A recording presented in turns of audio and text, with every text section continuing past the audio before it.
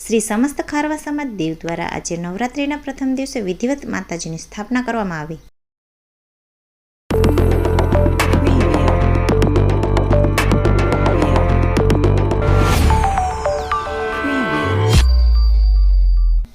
કેન્દ્ર શાસિત પ્રદેશ દીવ ખાતે દર વર્ષની જેમ આ વર્ષે પણ વિધિવત શ્રી સમસ્ત ખારવા સમાજ દીવ દ્વારા માતાજીની સ્થાપના કરવામાં આવી। આ વર્ષે પણ શ્રી સમસ્ત ખારવા સમાજ દ્વારા માતાજીના સ્થાનકથી માતાજીને વાજતે ગાજતે શોભાયાત્રા નીકળી હતી। અંબામાને માથા પર લઈને આ શોભાયાત્રામાં વાજતે ગાજતે દીવ ફોરેન માર્કેટ પહોંચી હતી, જ્યાં ખારવા સમાજના પટેલ મગનલાલ ગોકળ તથા તેમના ધર્મપત્ની દ્વારા વિધિવત પૂજા અર્ચના આરતી વગેરે કરી અને માતાજીની સ્થાપના થઈ હતી। 9 દિવસ દરમિયાન માતાજી અહીં સ્થાપિત રહેશે અને હરરોજ ખેલૈયાઓ ગરબાની રમઝટ બોલાવશે। દીવ ખાતે સૌથી મોટી અને આકર્ષક ગરબી શ્રી સમસ્ત ખારવા સમાજ દ્વારા થાય છે, જ્યાં હજારો લોકો ગરબીમાં જોડાય છે।